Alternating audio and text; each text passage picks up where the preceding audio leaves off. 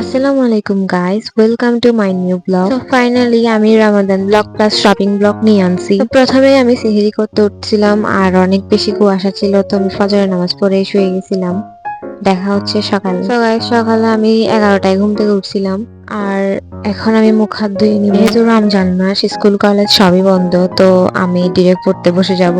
না, তাছাড়া আমার কোনো কাজ নেই। যদিও রোজা রেখে ম্যাথ করাটা অনেক টাফ, কিন্তু কি করার, করতেই হবে, নয়তো সামনের বছরে হেলিকপ্টার মিলন আমাদেরকে মারা খাওয়াই দিবে। হেলিকপ্টার হেলিকপ্টার আমি প্রায় আধা ঘন্টা পরে উঠে গেছিলাম।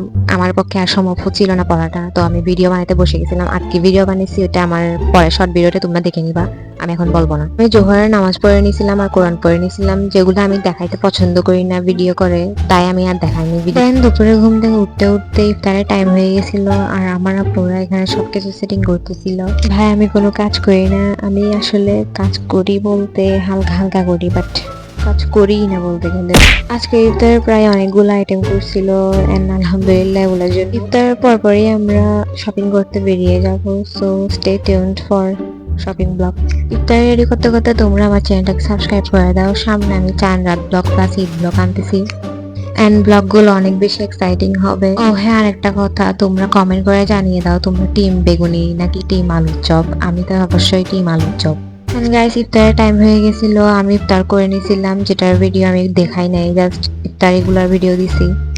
ইফতারের পর চা ছাড়া আমি কিছুই না, সো আমি চা খেয়ে নিছি ঝটপট। এখন পড়তে বসবো আর পড়া শেষ করে চলে যাব শপিং করতে। পড়া শেষ করে আমি নামাজ পড়ে নিছি আর এখন রেডি হয়ে চলে যাচ্ছি শপিং করতে।